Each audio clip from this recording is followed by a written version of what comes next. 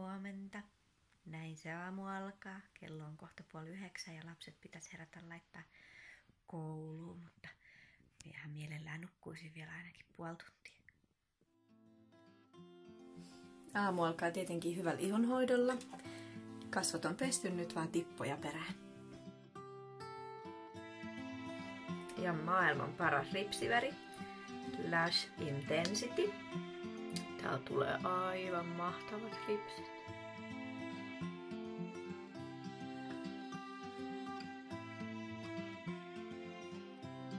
Oikein. 7 kertaa 4.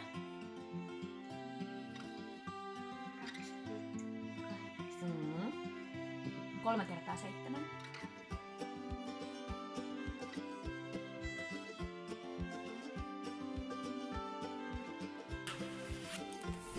Onko se eväät?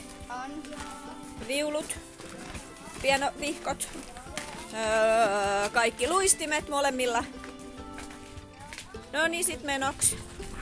Lapset on koulussa, nyt töihin. No, nyt ollaan töissä Lumouksissa. Täällähän tää Sirkku jo istuu näköjään toimistossa tekemässä töitä. Äitin kanssa työskentely on kivaa. Täällä se laittaa ripsiväriä, mikähän lie meininki. Mutta äitillä on synttärit tänään, onneksi olkoon. Ihohoitotilaisuuden juomalasit odottaa täällä pesua.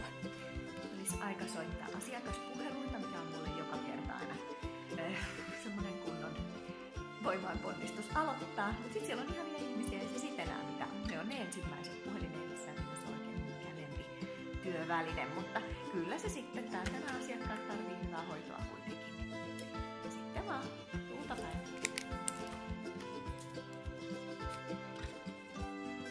Nyt on aika mennä jo syömään. Täällä on hirveä tuuli. Me mennään betoniin, kuten melkein joka päivä. Siellä on Kouvolan betonikaupungin parhaat eväät. Täällä on aina tämmöiset parhaat bileet, kun täällä on parasta keskellä suuta. Tältä täällä toimistossa näyttää, jos aika tehdä tuotetilaus. Uutuudet on tullut myyntiin.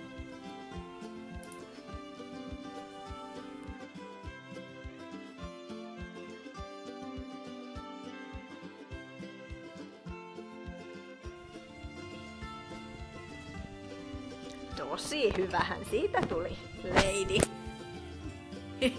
Ja päivähän jatkuu niin, että remonttimiestä ja isännöitsijä näkyy täällä näin vähän ihmettelemässä, että saadaan tilkittyä ikkunoiden rakosia. Kaikkea täällä kuulkaa tapahtuu pitkin päivää. Nyt sitten lasten haku musiikkiopistolta, sieltähän ne tuleekin. Ne on mennyt koulusta tänne ja sitten yllätys, multa unohtui taas studiolle jotakin, eli yhden asiakkaan tuotteet, mitkä pitäisi viedä, plus mun puhelimen laturini. Käydäänpä nyt vielä hakemassa sitten ne ja vähän postitusta ja koirien hakua, niin sitten päästään äitin synttäreille. Mutta onneksi ne lapset saapuu tuolta sentäs. Ja postiin asiakkaalle tuotteita. No pojat, lähdetäänkö mamma? Tuutteko mukaan? Menkääs boksiin. Ole hyvä. No niin, ja täältä ihanasta Dreamsista jotain ihanaa äitille lahjaksi tässä ohjaajaessa. Saa nähdä, mitä me keksitään. Kiitos, rakkaat, kiitos.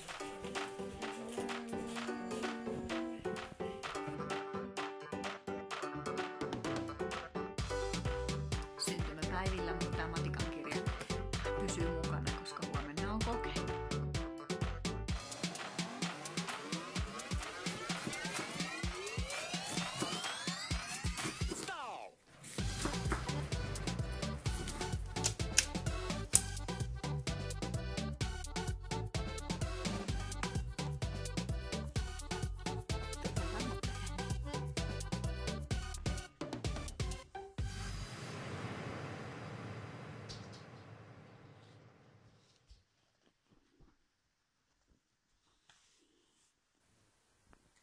Pikku hetki tässä illalla vielä huomista perjantai-postia. Muutama juttu puuttu sähköpostista, niin lisäilin ne ja pitäisi kasalaskuja maksaa, mikä on kyllä ehkä maailman tylsintä hommaa.